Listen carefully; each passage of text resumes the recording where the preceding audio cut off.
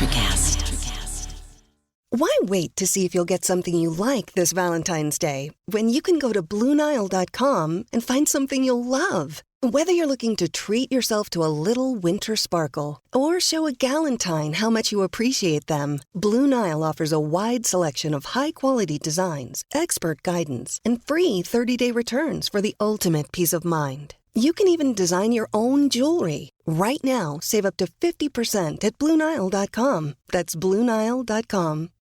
This episode is brought to you by Shopify. Whether you're selling a little or a lot, Shopify helps you do your thing, however you cha-ching. From the launch your online shop stage, all the way to the we just hit 1 million orders stage. No matter what stage you're in, Shopify's there to help you grow. Sign up for a $1 per month trial period at shopify.com/special offer, all lowercase. That's shopify.com/special offer. On this episode of Missing the Point, we break down the AFC and NFC Championship games from this past weekend, with Tom Brady advancing to his 10th Super Bowl appearance in his career as the Tampa Bay Buccaneers defeat Aaron Rodgers and the Green Bay Packers. We'll also break down the AFC Championship as Patrick Mahomes and the Kansas City Chiefs move on to their second straight Super Bowl after defeating the Buffalo Bills. But first, some housekeeping. Missing the Point is a 1-hour podcast recapping the biggest stories in the world of sports with a New England flavor. The show notes and transcript of today's episode can be found in the description box below, as well as on our website, www.mtpshow.com. If you're new to the show, consider subscribing. It's the easiest way to see when we publish new episodes. We are on Apple Podcasts, Spotify, Google, and wherever you get your podcast. If you're listening on Apple Podcasts, make sure to rate the show and leave a review for a chance to win a free Missing the Point t-shirt. Be sure to follow us on all of our social medias. All of our links will be in the show notes. And check out our brand new website, www.mtpshow.com. That's mtpshow.com. And now, this is Missing the Point, episode 36. But it's all relative.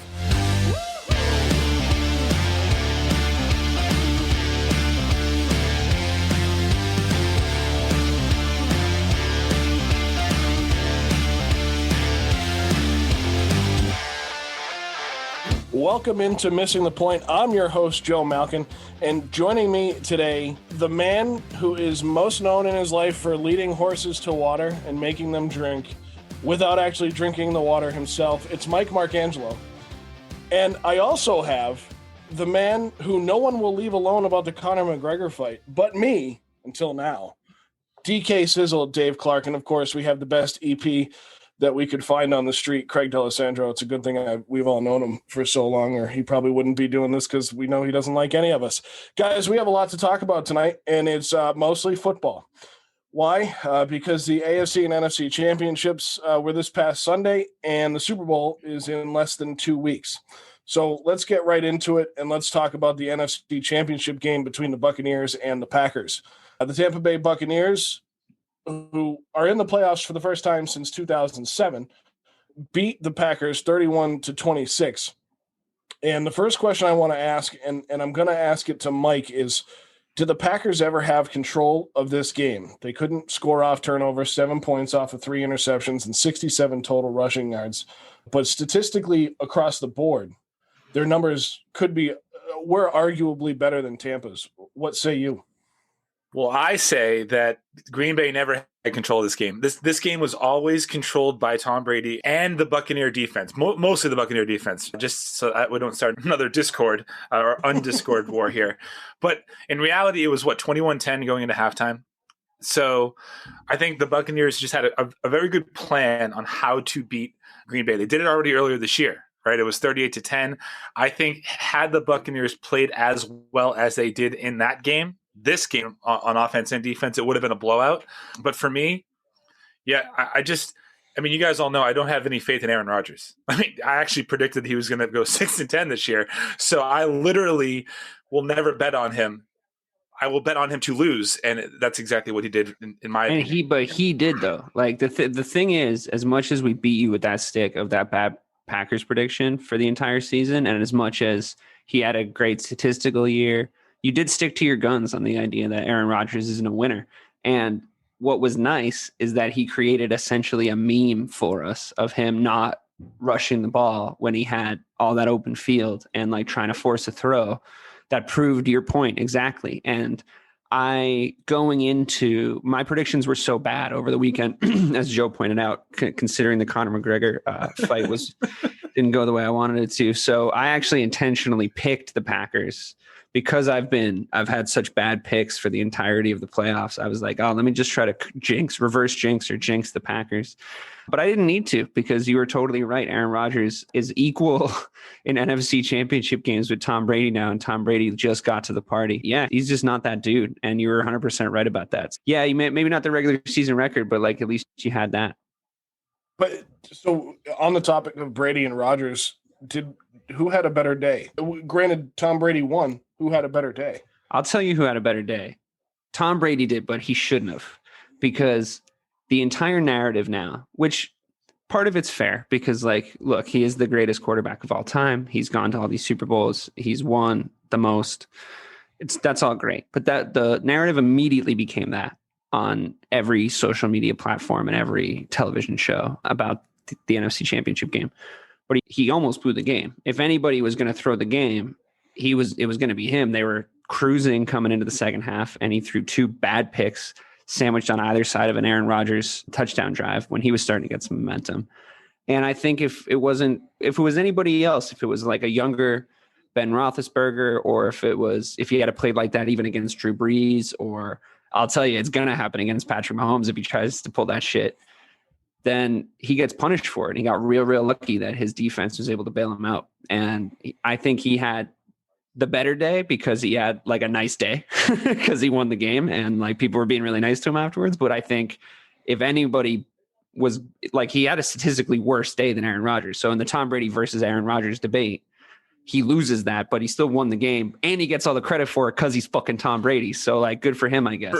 For me, I think statistically Aaron Rodgers had a better game, but in reality, Tom Brady actually had a better game. And there are a couple of reasons that's why I'm going to say that. Okay, so he did throw 3 terrible interceptions in the second half, right? That happened. But what's always just kind of not talked about is they were up 28-10 at that point.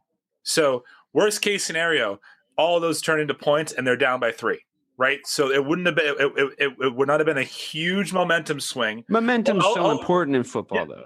Especially in the playoffs. Not when Aaron Rodgers is your quarterback, dude. Yeah, you can say that in retrospect, but when was the last time he came back from a deficit in a playoff game? He can't my do point it. My point is any other quarterback would have been absolutely pasted for trying to give the game away like that in the second half, and he wasn't because he's Tom Brady. And the second reason why I think that he had a better game is what you brought up before, Dave, is because, okay, so if we just think about this, right? There was 3 seconds left in the half, and Brady takes his shot for a touchdown. Dime, right? Absolute dime. And throws a perfect ball.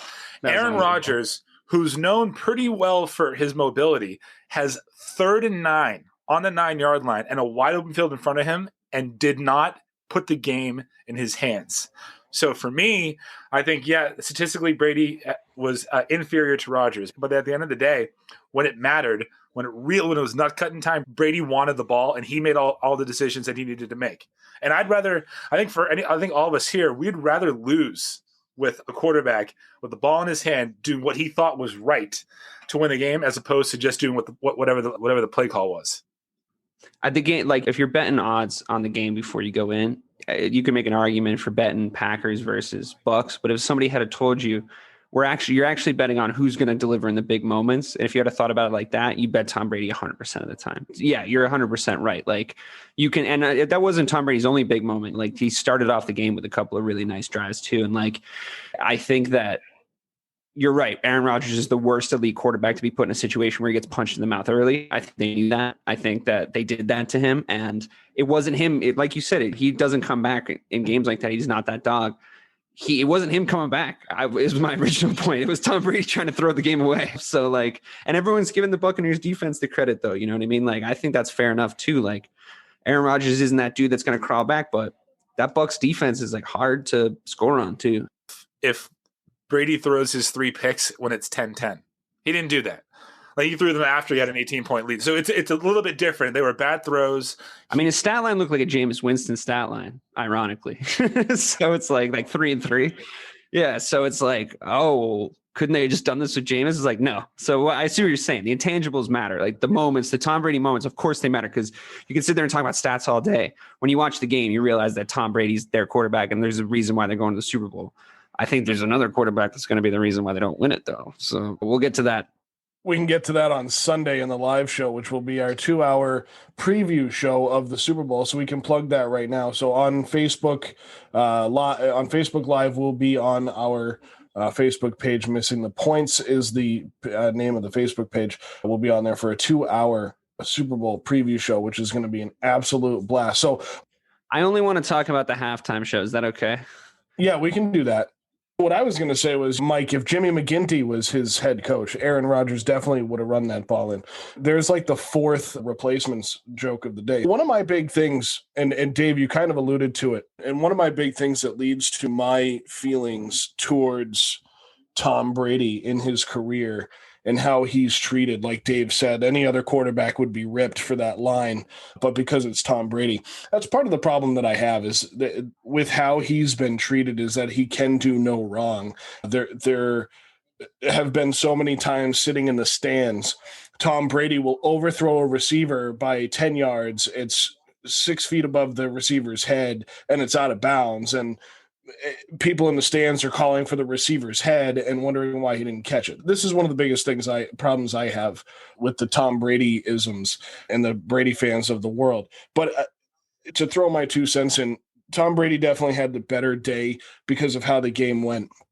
And Mike, the moment he threw that pass to Scotty Miller in the end zone with 8 seconds left on the clock in the second quarter, and they flash over to Ryan Suckup, right, the Buccaneers kicker, and you can kind of see it on his face, like, wow, I'm not going to get an opportunity here. And then Brady drops a dime. So that's one of those differences, and that's where that quote that Bruce Arians said, which I still think he's overrated and not.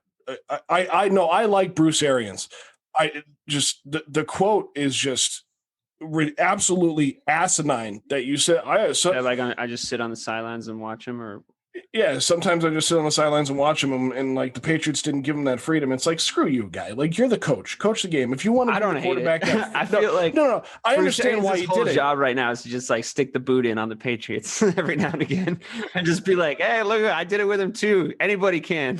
I'm Bruce Arians. I'm a fucking idiot. If I can do it, anyone can do it.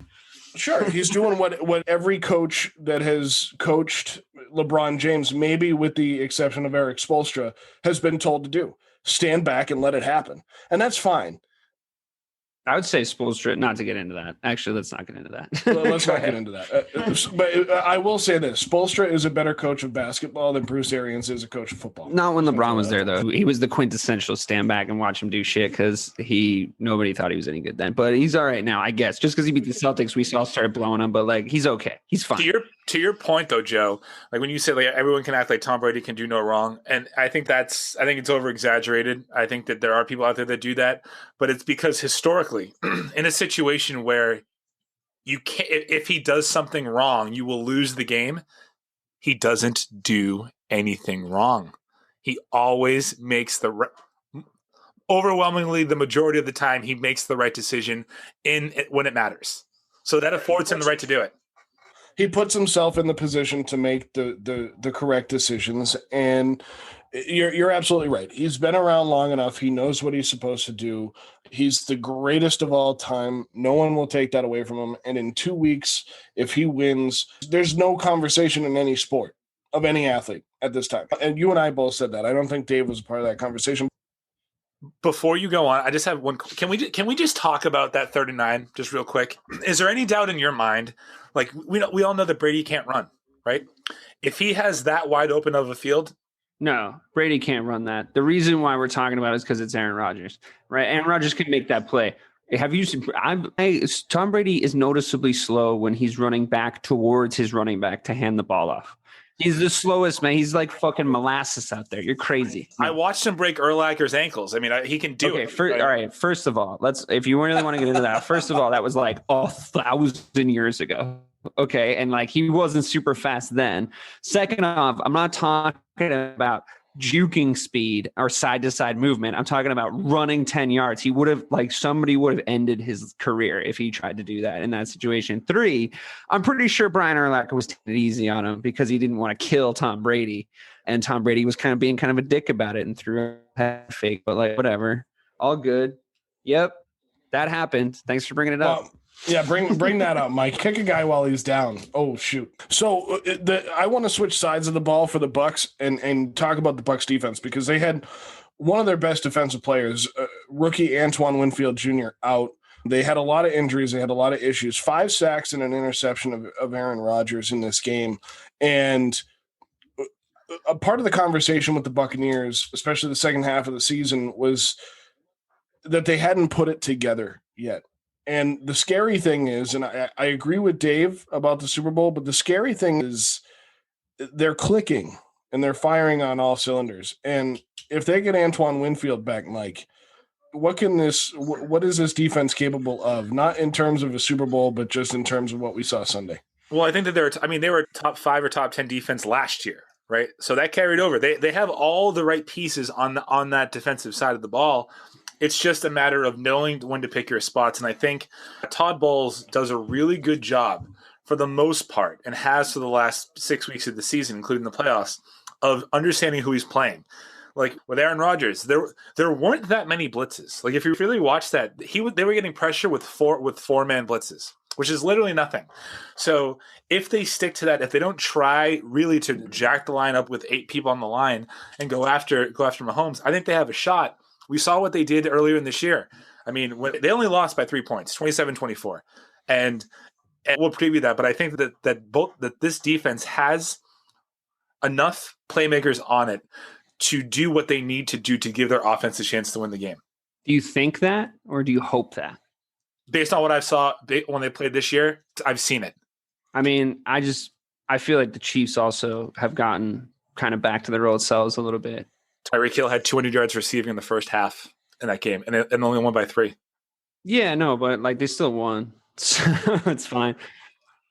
I don't know. I mean, I'm looking at that Chiefs offense in the AFC Championship game. I know we're not onto that yet, but that just didn't seem like anyone can stop them to me. I mean, I know the Bucs defense is good, but I don't know if they're stopped that offense good, especially with how Super Bowls tend to go. It's usually about the offense.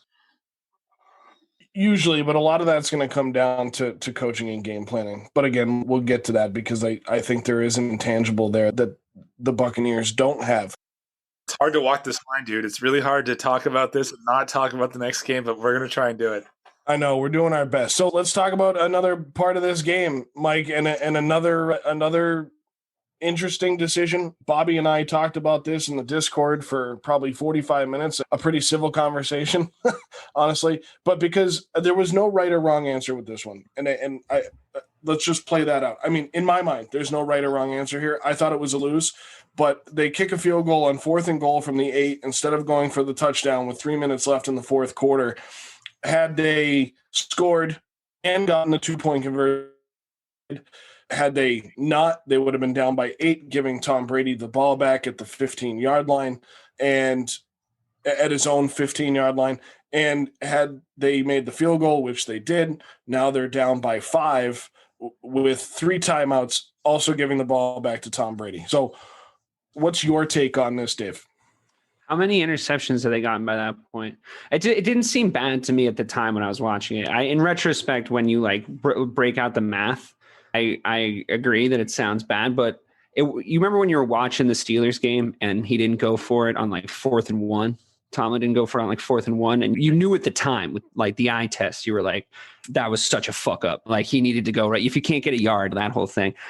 At the time, I was like, there's a lot of time left on the clock. They picked Brady off. I think they picked him off at least twice. Yeah. Was it 3 times at that point? Okay. So they picked him up 3 times and they were like, okay, we can stop these guys. Let's not take any dumb risks and give them, let's trust the defense is how it felt to me at the time. But I do see coming back, it's it didn't work out, but it's a hindsight's 2020 thing for me in that situation. I don't blame them for that. I blame them for fucking up a bunch of other things, not that specifically. So, I mean, I understand what you're saying, but I completely disagree.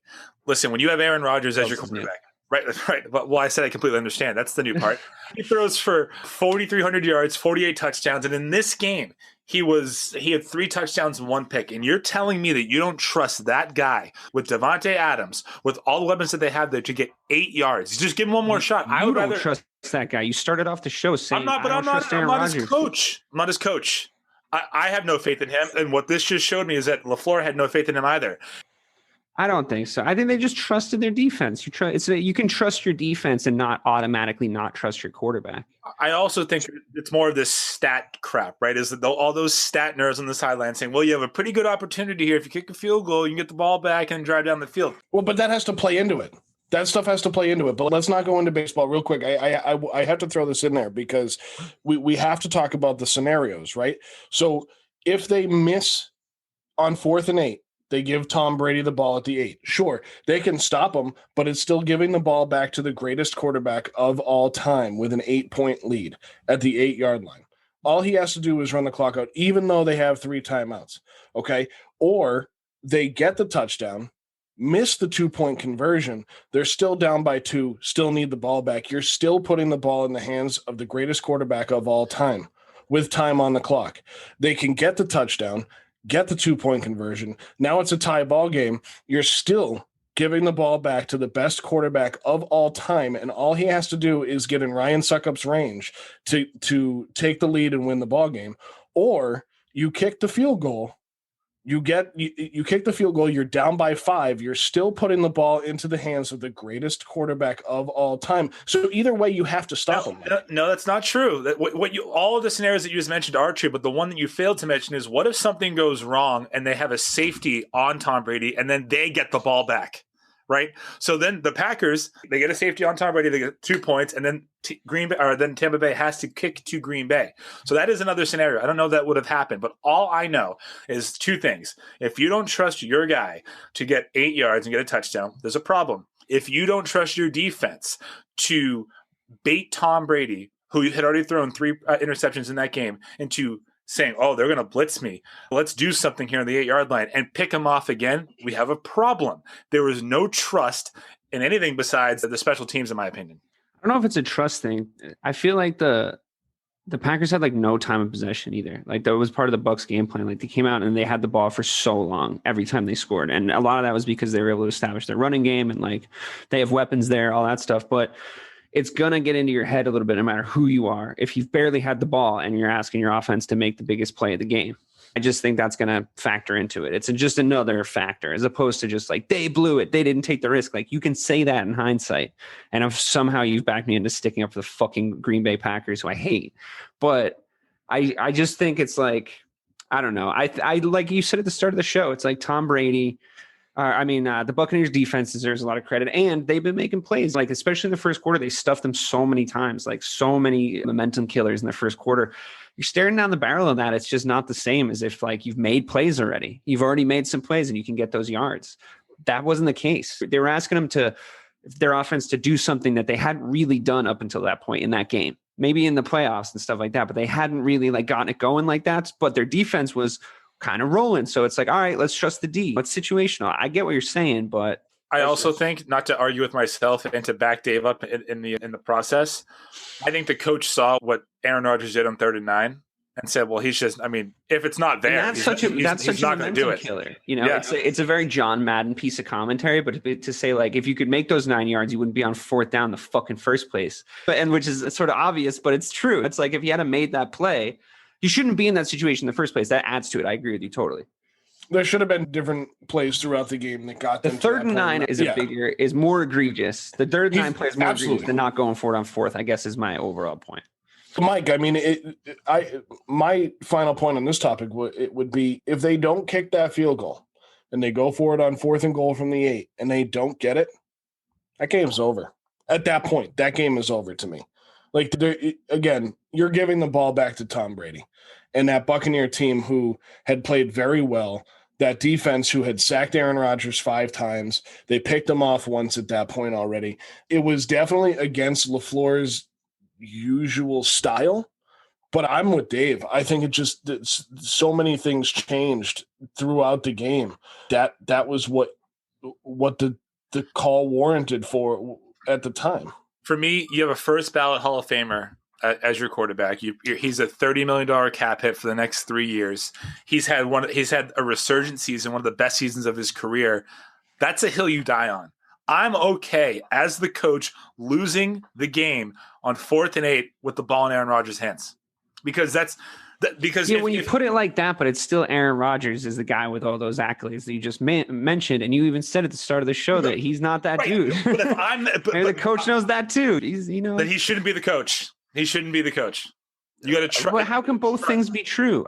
Is he not that guy? And that's your honest assessment of Aaron Rodgers, and that means that's right in your head that Aaron Rodgers is that guy. So he's doing the right thing by not trusting. I could not coach Aaron Rodgers because I believe him to be a glorified elite choker. I just don't think he has it. I think that we've seen that proven. But if you are the coach of Aaron Rodgers, you can't believe that because you're not going to put it's just not going to work. So I guess so. He's damned if he does and damned if he doesn't. Then Mike, because if he has if he trusts Aaron Rodgers and what you say about him is true, he might have done the right thing as a coach, but he's still going to lose the fucking game.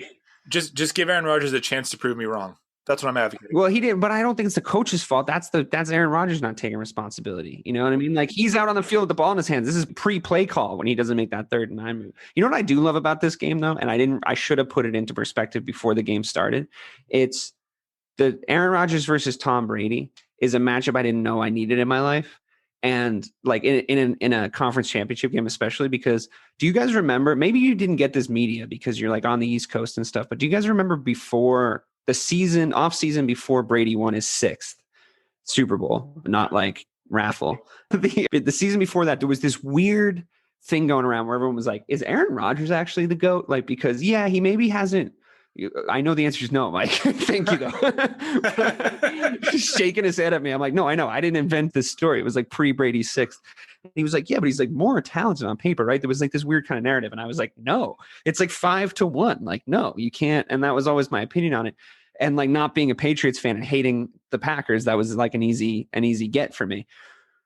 Then he goes and wins 6th, and I'm like, okay, no one can talk about Aaron Rodgers anymore. But I realized people still were. So it's really nice for me to have this game to point to say oh no, he couldn't even shine his fucking cleats, dude. It's not even close. Look at that NFC Championship game from 2021 when Brady's probably pissing in a bag on his ankle because he's about 1,001 years old, and Aaron Rodgers just had a career year and got waxed. What a lovely thing to have happened. Really cheered me up to put context on it. So moving on to what happened after that field goal. So what happened after that field goal, and it looked like on the first couple plays of the next Bucs drive, they were going to get stopped, right? And then the Packers get called for a PI in the middle of the field. And at first, I thought it was a soccer flop. I thought the receiver had just absolutely gone down, hadn't been touched. And then at second glance, the defensive back was literally pulling his undershirt off of him. I think it should have been a hold over a PI, 5 yards and first down instead of 20 yards and a first down. Doesn't really matter, right? But at that point, that's pretty much what sealed it. Yeah, I mean, for me, that's just bad coaching, dude, right? And again, in nut cutting time, there had been a couple plays in that game where Tampa, I believe, got away with a couple, right? So maybe they were thinking that they weren't calling them and it's the last couple plays of the game. You can't turn a size medium shirt into a 3X. They're going to call it. They called it on that play. I mean, when the replay, when we first saw it, I'm with you, Joe. I was like, that's a late flag. You don't want to win that way. And then you see the replay, and the guy's stretching the guy's shirt across the entire screen. You can't do that. That's bad coaching. Again, that entire team for me, the Packers, does not know how to handle the big moment. And it was just illustrated again and again in that game.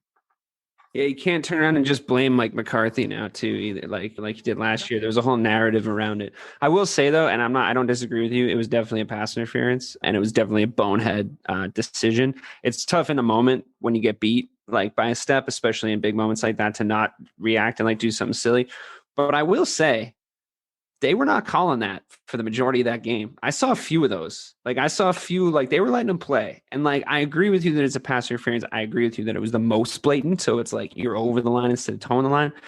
with refereeing, I just asked for consistency. That's my main request. And I just didn't feel it in that game. And I thought we lowered down a little bit there, but yeah, it was the right call. I think it brings us back to everything that we've always kind of talked about on this show, though, is like, don't put yourself in a position for the referee to decide. Yeah. Totally. And that guy did it. Yeah. I mean, it happened. The same thing happened with the Bears, right? Like we blew ourselves up by getting guys ejected and making dumb decisions. And it's like, you can cry about the refs all you want. You're absolutely right. You can cry about the refs all you want, but like, don't let them get involved. It's not basketball. In basketball, they're involved from the jump. There's nothing you can do. There's no way to not have them be involved. But in football, you can take them out of the game if you're playing in the right way. And you're totally right about that. One thing that they're not talking about much, and probably because it's completely irrelevant, is the fact that if he hadn't held him or interfered, that ball's probably over his head. That was not a very well thrown pass. I wish there was a way to know that. Like, I know there isn't, but wouldn't it be great if there was a way with science to know if it was like that Christian McCaffrey commercial where it's like him being annoying and then it's like 26% chance to I like jump this guy and get it into the end zone. Is that real? Because like I want someone to run that computer program. If the ball's uncatchable, just do the thing with the Christian. What's that even for? I don't even know. But I don't know. But here's what you should do. It's the Amazon thing. So what I think you should do, being in LA, is find Jeff Bezos and get in touch with Dean Blandino, friend of the show, and the three of you, since you're in your line of work and those two are doing the things they do, get in touch with them and you can figure it out.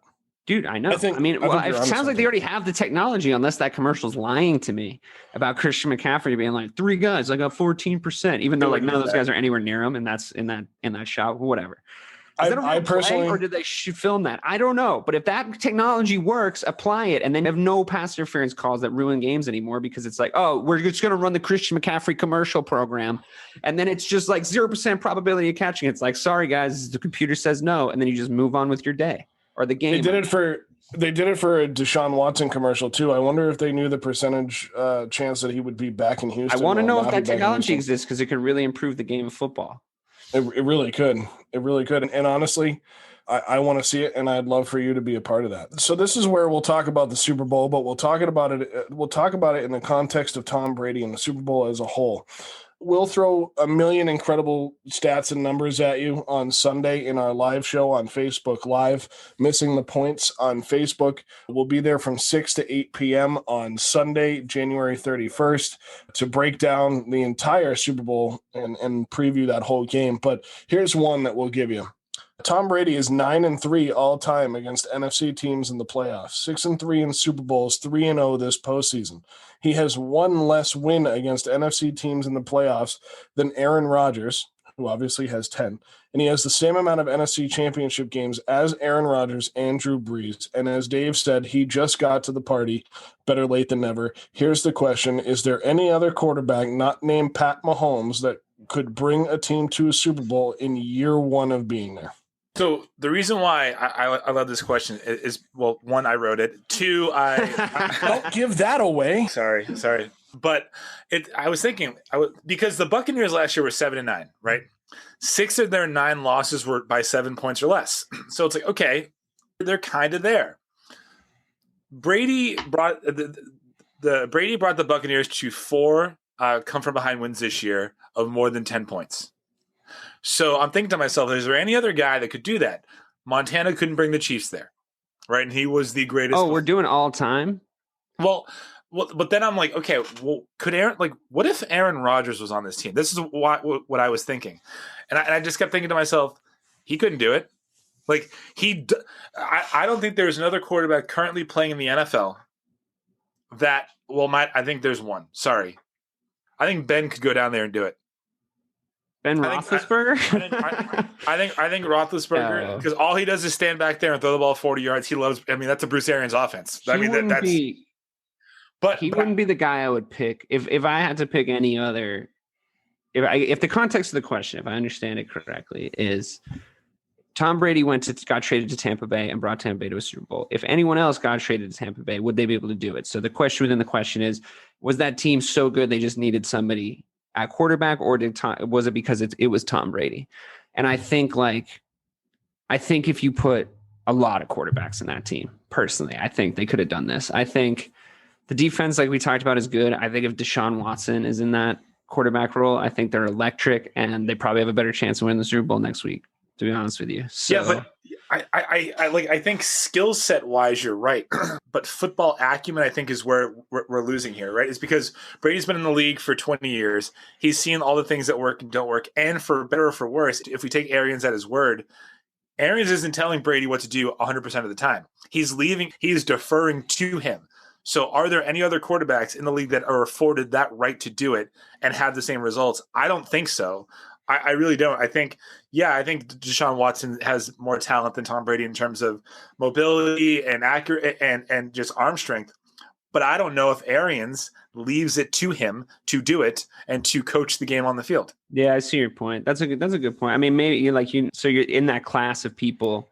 Drew Brees, maybe. I would take Drew over Aaron for all the reasons we outlined about Aaron Rodgers, but I would take Drew over Aaron, even though he didn't look at all like the same guy this year. I do think that the way that with that amount of weapons to just be able, because like when Kamara and stuff was going off for him, like he didn't have 5 of him. He just had him really. And like a couple other guys can make plays. If you're throwing it to that many people, but then if it's not Brady, do they get AB in there? You know what I mean? Like Gronkowski probably never goes there. Gronkowski's not there. So like a lot of their weapons are kind of down to Tom too. Like would they even come and play for that team? Because a lot of people came there to play with Tom Brady. That was like the whole point. Nobody came. Every meme that's like trying to shit on New England right now is like nobody came to play New England after Brady left. They're all there for Brady. So yeah, I think that's part of it too, right? Not just the Bruce Arians thing. But I think Aaron Rodgers has that clout. Maybe not Gronk, right? Because Gronk is Brady's boy. But if Aaron Rodgers tells the front office of Tampa to sign Antonio Brown, they do it. I think they do. But he wouldn't do that though, because he didn't play with him in New England. You know what I mean? Like they didn't try him out in New England. Like they didn't have that relationship. The way that your question was phrased to me, it's like, oh yeah, no, like all the things that Tom Brady brings to the table, which including specifically Rob Gronkowski, who came back and made a bunch of plays. And like to me, I said this on record many times, it didn't make sense to me that Rob Gronkowski was going to Tampa to play because I thought he was cooked because in my head, if Belichick wanted Brady and Gronk, he could have had him. You know what I mean? Like he could have had him that year before all that stuff got weird. So that tells me that combo doesn't work anymore. And now it's not the same as when like Gronkowski was running through 50 people and like just sacrificing his hips and his knees for the cause. But it's still a great tandem that like helped them get to a Super Bowl. So like, yeah, all the things Tom Brady brings to the table really definitely helped. And also the context too of Jameis being the guy who was there, who was like just not Tom Brady, and like him leaving and it being about efficiency. Like what we were really lacking with Jameis Winston is as much as he can be dynamic at times, we're lacking efficiency, and we need a field general, a guy that can just like get us through games with efficiency and don't blow games for us. And even though he had a Jameis Winston stat line in the NFC Championship game, I think that's another thing that Tom Brady specifically brought to that team. But yeah, I agree with you, I guess is the long way of saying that. So while we need to move on to the AFC Championship game, since we've spent 30 minutes on Tom Brady in the NFC Championship game, the one thing I will say that this has all proven to me with this Buccaneer team this year, this run through the playoffs, is it is now solidified in my mind that Josh McDaniels is a fraud. And we can talk about that more on Sunday, but I don't want to make this into Byron Leftwich is a fraud, because I don't think he is, because he hasn't been necessarily in an OC role for long enough to have that title put on him. I think Byron Leftwich is up and coming, and I think Tom Brady being his quarterback is great for Byron Leftwich, right? But I think because of how this is going, and we're seeing them play so similarly to how we saw New England play for so many years, minus the long balls that Tom Brady's actually throwing this year, is that it was Tom, and that Josh McDaniels is a fraud. So moving on to the AFC Championship, because I'm not even going to let you guys get into that. We'll touch back on that on Sunday. Kansas City Chiefs beat the Buffalo Bills 38-24. Guys, this one got chippy at the end, and it was really, honestly, both of these games were a lot of fun to watch, but this one was a lot of fun to watch, and I think it's because the Chiefs are a lot of fun to watch. Mike, are the Chiefs on track, and are they better than they were in 2019? Yeah, I mean, I think they're on the right track. I don't know if they're better than they were last year. It looks like they're pretty equal. The one thing about this game is, like, if I were to tell you that the Bills would score the first 9 points and the last 9 points of the game, you'd think, okay, that's pretty good. The Chiefs went on the 38-6 run in between those, in between that period of time. Like whenever they want to turn it on, they can turn it on. So I think I think this team is. I think Mahomes, 29-38, 325, 3 touchdowns. There's no one currently more talented in the league at the quarterback position than Patrick Mahomes. So I think as long as he's healthy, this is their new normal. Dave, you talk about you mentioned them earlier and said we would get back to it when we get to the AFC Championship game, and you just think they're so dynamic and can't be stopped. Mike just gave you Patrick Mahomes' numbers. They had 114 total rushing yards, 50 of which were by a wide receiver, and they had 2 receivers, tight end and a receiver. Guess who? Tyreek Hill and Travis Kelce, over 100 yards. Travis Kelce had 9 catches in the first half. Talk about the dynamics of this Kansas City team, because I'm with you in total agreement. Yeah, I mean, if the question is, are they as good as last year? They're still doing that same thing where it was like 9-3 or whatever. And I swear to God, I looked down at my phone. I looked back up and it was like 9-18. I was like, wait a second, what happened? And I think that's what they do. They score so quickly and they can score on you, like you said, at will. And we talked extensively about Aaron Rodgers like running to make that play if it's like 3rd and 9. Patrick Mahomes, you're not even talking about that play. If it's Patrick Mahomes, it's not even going to come up. Like it's also everybody around him, like you said. I mean, there's so many dynamic players there. Sideline to sideline in the first 10 yards away from the line of scrimmage, they can dump the ball and get 30 yards, not just like 10. Like they can dump the ball to somebody and get like 30 to 50 yards like that. And it's just like, how? It's just like, it's not a new way to play football, like short slants and stuff like that, and dynamic movement behind the line of scrimmage beforehand, and making man coverage like, oh, you can't take him one-on-one, you can't take him one-on-one. They have so many of those guys, but for some reason, the way that they can get momentum going, you immediately decide they're going to win the game once they start to do that. And like you said, the sandwich. Start the game with the first 9, end the game with the first 9. It doesn't matter. They lit you up for 36 in the middle, and they know that they can do that. There's like a whole confidence factor. I was watching some of the sideline stuff. Who was the guy who muffed the punt? Was that Hill that muffed the punt? Hardman? Mecole Hardman. Yeah. And then like Patrick Mahomes turns around and goes to him like 3 different times. It's for him to make plays. And he apparently went up to him on the sideline, and I saw this video. Not apparently, I saw it happen. Walks up and he's like, come on, man. You're going to make some plays in this game. Like, be us. And I'm like, okay. That sounds like some Coach Eric Taylor, Dylan Panthers, clear eyes, full hearts, can't lose stuff. I'm fired up. Like, let's see it. Let's see it happen. Yeah, I mean, he doesn't know. They don't let anybody get their heads down. They don't get worried when they're behind because they know they can just light teams up. If anything, I think their defense might be a little worse than it was last year, which you could see Brady exploiting. Allen looked almost there to me, but it's just in a matchup like that where your team just gets punched in the mouth like 3 different times by clearly the best team in the NFL. Even if they lose in the Super Bowl, they're still the best team in the NFL as far as like talent and ability goes for me. The game might go differently, but I don't think there's an argument. But yeah, they score so quick, man. Like I would not want my team going up against them. I really wouldn't. It's bad. The one concerning thing is that Travis Kelce and Tyreek Hill accounted for 290 out of the 325 yards, right? So if you're nitpicking, if you just take one of them out, just one, right? Like Belichick, like he takes away your best player. You can't, I mean, Travis Kelce or Tyreek Hill aren't going to have 20 catches. I don't know, man. They won a game with Chad Henne under center. So I don't know.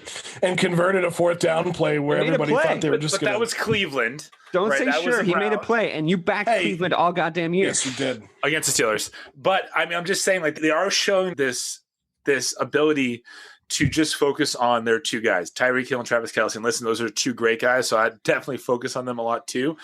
But for me, I think the one weakness that we're not really talking about here is that the actual running backs of Kansas City have not really shown up that much recently, right? So I know Clyde Edwards-Helaire has been hurt. Darrell Williams only had 13 carries for 52 yards. Last year, they had another Williams that was running through everybody in the playoffs. So that also sets up Patrick Mahomes in the play action, which I guess he doesn't really need because he can do whatever he wants. But if you get a really good defense with a really good offense against Patrick Mahomes and his what appears to be just very one-dimension Tyreek Hill, Travis Kelce offense, I think you have a shot. So, Mike, to the point we talked about off air yesterday, and then got the notification today, it does sound like Le'Veon Bell is going to be active for the Super Bowl. And because of the injuries I understand, but he's still a running back, right? Like if Le'Veon Bell and Clyde Edwards-Helaire are healthy, you don't need 50 rushing yards from your punt returner and fourth wide receiver. I think Edwards-Helaire is the guy, though. Like Le'Veon Bell, the way that he rushes doesn't really fit schematically with Kansas City. Right. I think he's there for short yardage situations, but Edwards-Helaire is dynamic and they need him to do what he was doing in the first 6 games of the season. Again, I could be wrong. I've been wrong a lot. I'm going to continue to be wrong a lot. Maybe Patrick Mahomes is enough. He was last year in the Super Bowl, but I think I just think if you go against a team that can actually scheme for you, you need to be multidimensional. And right now it's literally just Tyreek Hill and Travis Kelce. I don't see what the problem with just Tyreek Hill and Travis Kelce really is, though. Like, I don't either. It's like, what's his name? Jim Brown's coach, Paul Brown, when he was on the Cleveland Browns, said if a reporter asked him, don't you think you go to Jim Brown too much? And he was like, well, we won the game, don't we? If you have the biggest cannon, you should probably shoot it. It's like, it works. So who gives a shit? You know, I mean, it's like, it's 2. If it was 1, I could see your point. It's like when you have one dynamic wide receiver, like big deep threat wide receiver, and you can go like, whatever, we'll double him, we'll chip him at the line, we'll chop, we'll do everything we can. Like we'll lock him down. But it's 2 of them, and they play 2 completely different positions on the offense, and they do 2 completely different things on the offense. And Patrick Mahomes finds them every single time, and he does it. And like he's just so good too that. You're watching 3 things as a defense. You're watching Tyreek Hill for when he's going to turn around, because when he turns around, he's so fast at then turning to and faces Mahomes. He's so fast at then turning back around that you can't get him by surprise. You're watching Travis Kelce's like tight end play through the middle. Oh shit, he has me underneath again. Oh shit, he has me underneath again. Oh shit, he has me underneath again. And you're watching Mahomes in his feet. So that the middle of the field for any defense, I don't care how good you are. It sounds tiring to even say it. It's going to be a lot for them. I know they're good, but Tom Brady is the greatest of all time. Aaron Rodgers is an elite quarterback. I really like Josh Allen and what the Buffalo Bills are doing. I think Sean McDermott has done a great job up there in Buffalo. Patrick Mahomes is just...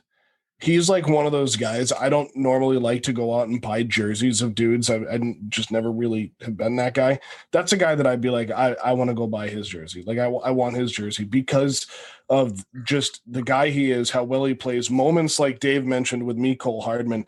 And then you have the moments like, and I can't remember, I think it was last year, and I've brought this up before, but it's still one of my favorite Patrick Mahomes moments, and it always will be, is when they showed a slow-mo replay of a play where he's rolling out, and there was either a holding call or there was some call, and he stops and looks at Terry McAuley in slow motion. He stops and looks at him as he's running and then gets back into the play and like gains 15. And I'm like, are you kidding? This kid is incredible. And then he comes out and admits that he didn't know how to read a defense in his rookie season.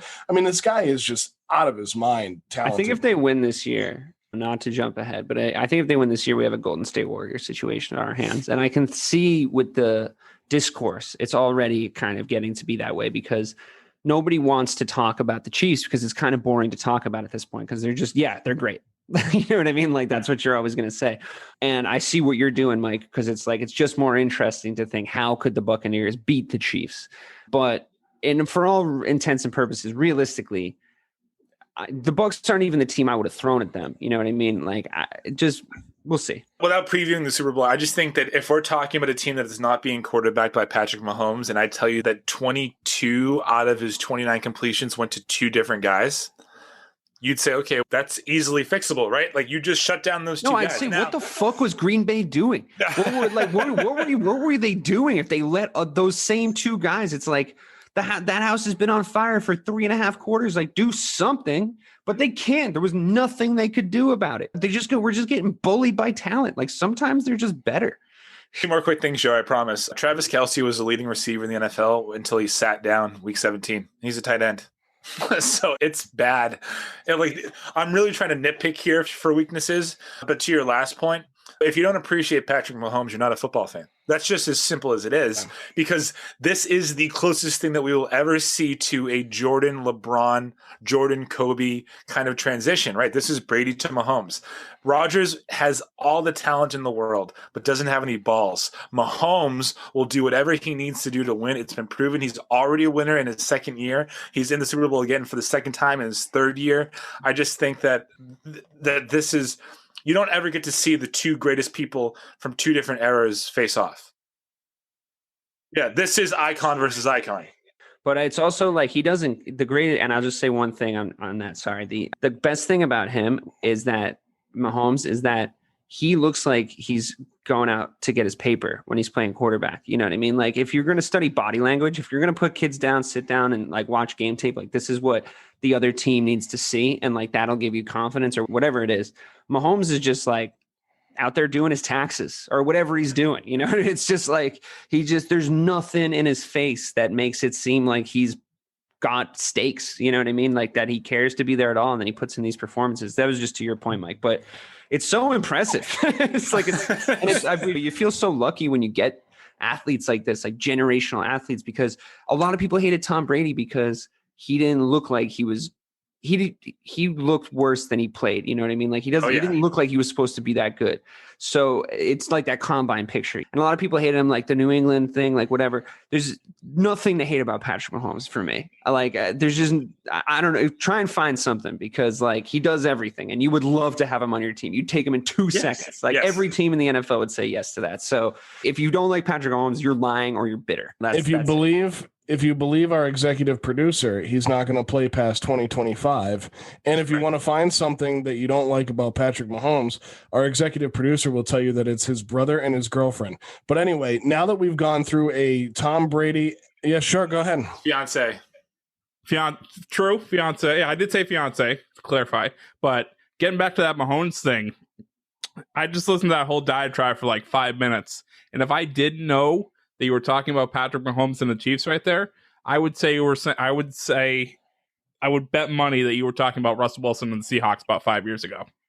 Because that's the exact same thing we were talking about back then. Never had those kind of guys. But I'll say this. I think you might be right about Patrick. Yeah, decent, but not like on this level. Because that defense is what really won. Anyway, it doesn't matter. Yeah. I'll say this. You might be right about Patrick Mahomes not playing past 2025, but that might be because he wins every Super Bowl from now until then and is bored and beating up on the NFL and has decided to retire. But it's not going to have anything to do with anything else. But the other thing is he's got the feet, but he can throw the ball so well. And it's like, even when he loses that, like he's going to be able to adjust his game and like still be so elite, barring any kind of terrible injury. He's going to make the NFL less fun for the next 10 years is the only thing. Cause he's going to be the only person you're ever going to watch in a Super Bowl. Also, Craig, just to argue your point, Russell Wilson was the quarterback on a team that got him to the Super Bowl twice. Like he played pretty well, right? Mm-hmm. But he was there because of that defense.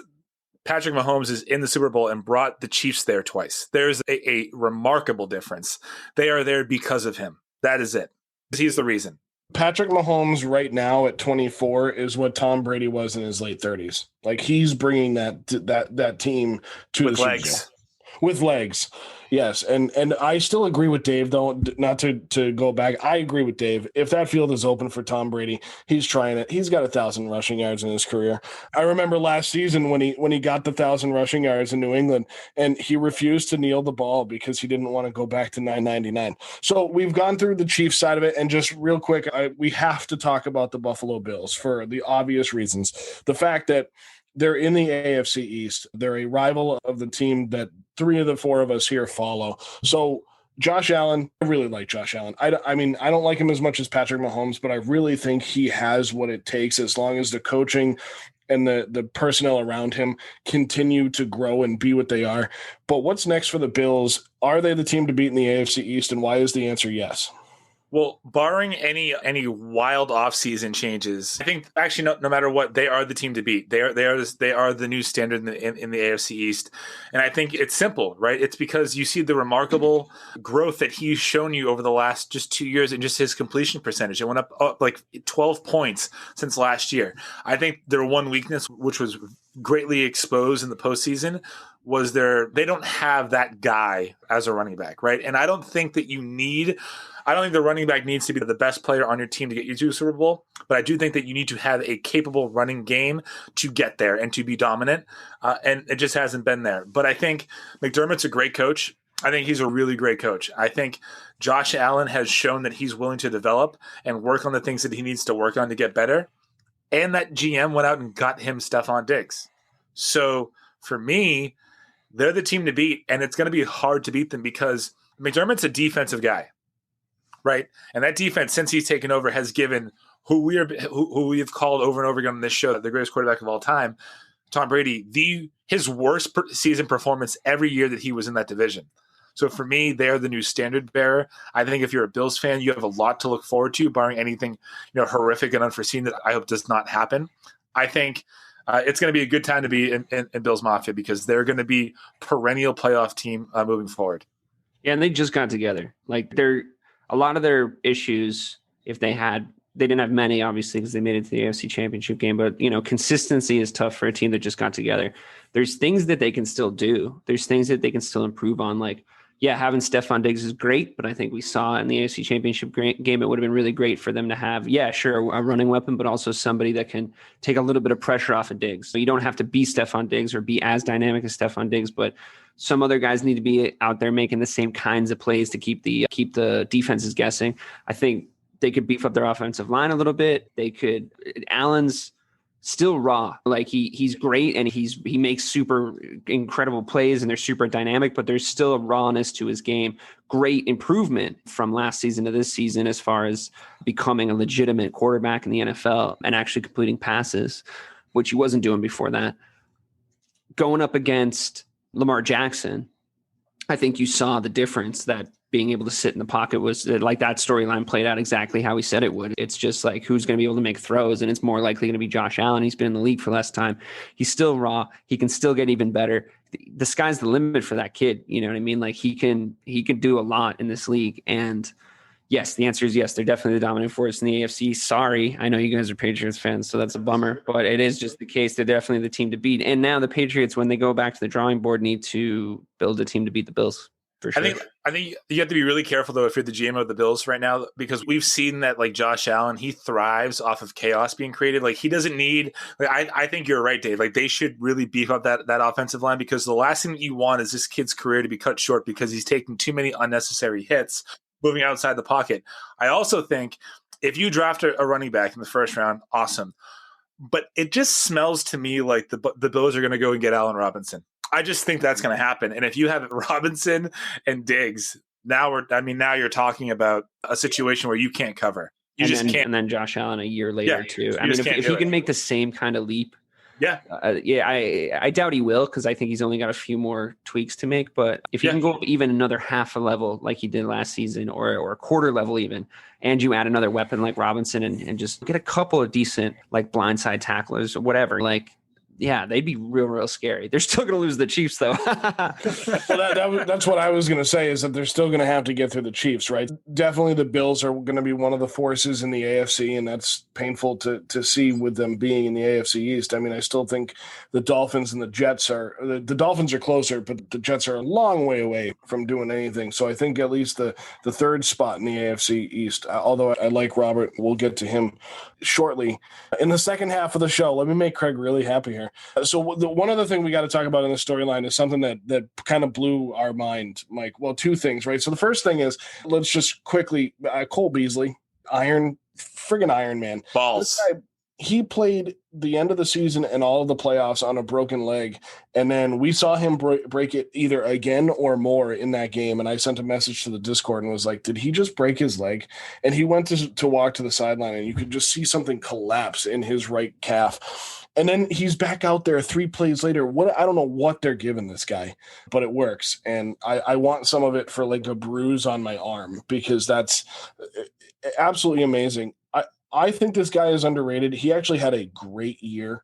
Is Cole Beasley? He's up there because he was in Dallas for a long time. I mean, he was in Dallas when Tony Romo was still there. It's been a long career for Cole Beasley, but with Allen Robinson there, is he a good number 3 for them to have? Yeah, for sure. I think he's going to be a 32-year-old Cole Beasley next year, and if he's coming off of a broken leg, who knows what you get.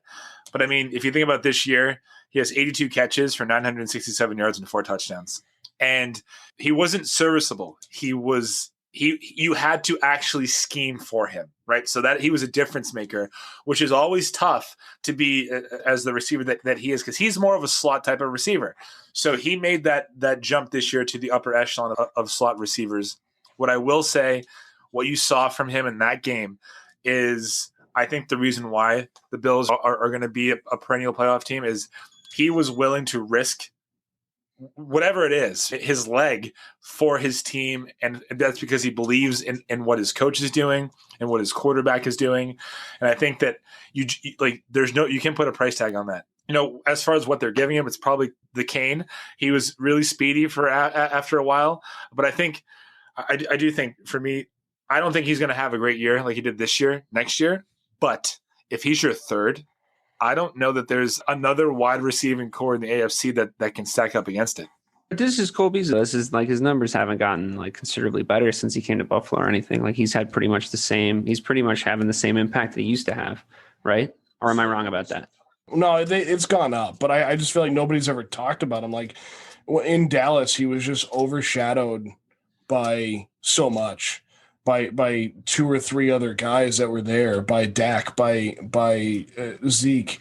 I think it shows up because he does something that Stephon Diggs doesn't. You know what I mean? Like I was saying that, like you need that in that Buffalo Bills thing, but in that Buffalo Bills offense, but you need, I think, someone who does a similar thing to Stephon Diggs. So you have to worry about that guy. Like an Allen Robinson would be perfect. Robinson would be perfect. I really don't want him to leave the Bears, but it looks like he will. But yeah, he'd be unbelievable there because it's like, shit, we got to worry about him and Diggs, and then Beasley's going to beat us underneath 50 times. And yeah, I mean, as a third for sure. But like, I was going to say that before Mike did. He stole my thing. I was like, well, not next year because his leg is fucked. Yeah. Hopefully they keep that team together for 2. I don't know.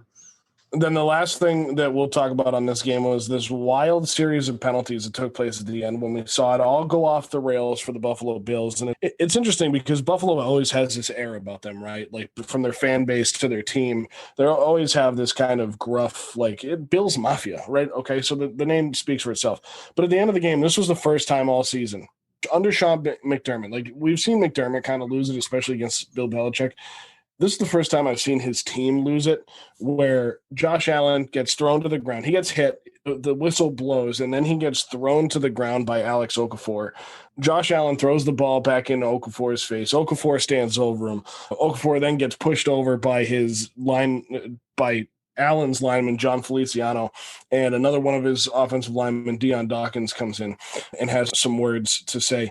And Mike was automatically like, well, that's like 60 yards of penalties after an 18-yard sack. And that's exactly what it was. So Mike was pretty spot on. So Allen gets sacked for the 18 yards, and then there's 60 yards of penalties. And he's like, wow, this is going to be like a 4th and 55.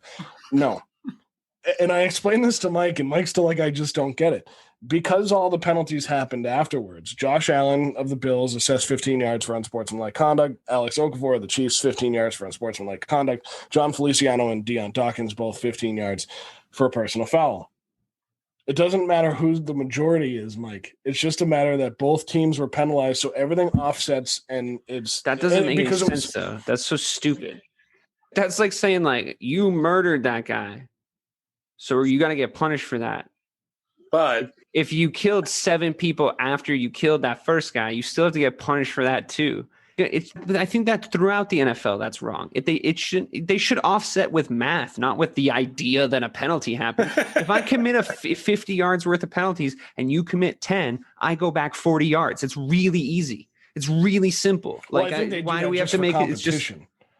I think they do that for competition because then you have a third in. But so, Dave, you get a free play. You get a free hit then. If you know that there's going to be offsetting penalties coming in, if there's yellow flags flying in from both sides, you should punch somebody in the face because they're going to offset anyway, so it doesn't matter. So in a different way. So if and this is a very different situation, but if a team jumps off sides, should the offense get a free play or should it get blown dead right there? Free play. They do get a free play. No, that's what I'm asking. Yeah. That's different, though. That's one team has committed the penalty, and part of that penalty is that you might risk a free play. But if there was encroachment, right, and off at the same time, they would blow the whistle. Right. All right. So if there's a 25-yard PI on the defense and there's a 10-yard holding on the offense, 15 yards, 15-yard 15-yard gain. Easy. We're playing cornhole at this point. No, but you're saying that the reason why they don't call that like that, Dave, I'm not disagreeing with you. I'm because being both people advocate. have committed crimes. There's worse crimes than other crimes. Yeah, but we're talking about football, not crimes. Yeah, but they're crimes of the game. So I'm just saying, like, if you go to court, right, and you go, okay, I murdered that guy, but to be fair, don't implicate stole yourself. my mail before that. It's like, ooh, those are offsetting crimes. How are they offsetting crimes? One's more serious than the other. Yeah, but they're both crimes. So they just offset. Yeah, but they're both penalties. But one penalty is more serious than the other. One penalty has more contextual affects the game in a more contextual and accurate way. So subtract 1 yard from the other yard penalty. Doom, boom, done. Call Dean. Call him up. Let him know my new idea. I was just going to say that now Dave is working on two things with Dean right. because of this episode. So, Craig, let's make sure we tag him when we release this episode. So basically what Dave's saying is that it should have been a 48-yard loss. Yes. For the math. I mean, I think we all agree that like it doesn't really make that much sense. The math quite literally does not add up in this circumstance, right? So I was like, yeah, this is going to be like a 4th and 55. And then, it was offsetting, which is ridiculous. But there was another thing that we talked about here. And Joe, you had said, if I was Feliciano and I saw Okafor in Josh Allen's face, like I'd knock him down too. To which I said, well, don't let him get in Josh Allen's face in the fucking first time. Don't let him blow by you. Yeah, he's there because you did not do your job. That's it. So it's like to play devil's advocate on that too is that Okafor was actually the second guy there and got flagged because the play had been whistled dead and Okafor threw Allen to the ground. So had Okafor just thrown Allen to the ground and Allen not throw the ball back in his face, that's a 15-yard penalty and automatic first down for the Bills. Yeah, well, that was stupid by Josh Allen, and like he's young.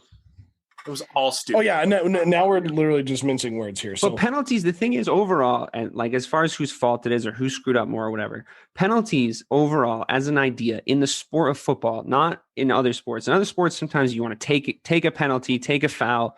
Yeah, hit that guy, go to the penalty box. That's going to be good for your momentum. Get in a fight, whatever. In football, it costs you yards, and the whole game is yards. Don't do anything stupid. I don't care if you were fired up. I don't care what he did first. If I'm the coach of the team, you're running laps you're doing suicides every time you cost us penalty yards. I don't care if it's a false start or it wasn't your fault or whatever. You don't cost us yards. It's too important. So don't screw that shit up.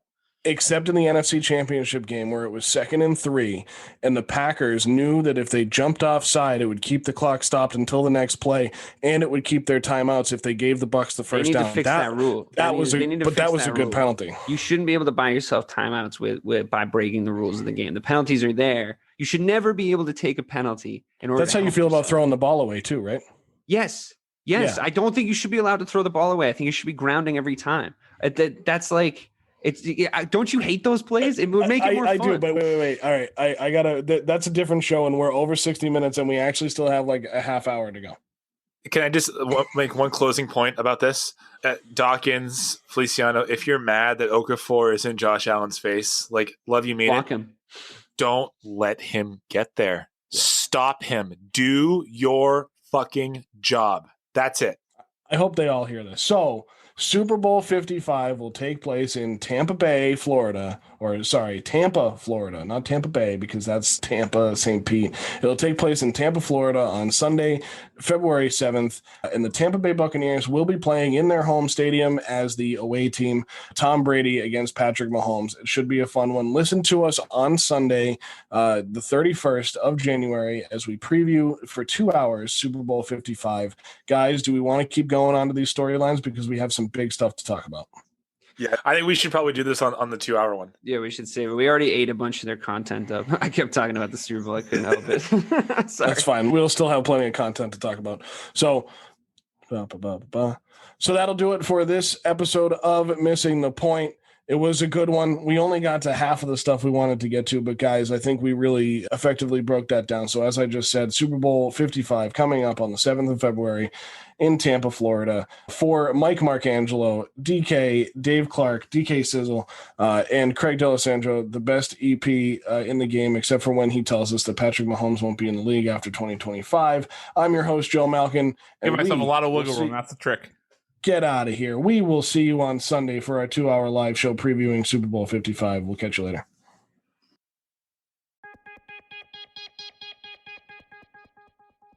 Step inside the marketing mirror to uncover marketing secrets, discover gems, tactics, lessons, and campaigns you can use. Next gen or fundamentals. Grab the marketing magic to improve your marketing and win more business.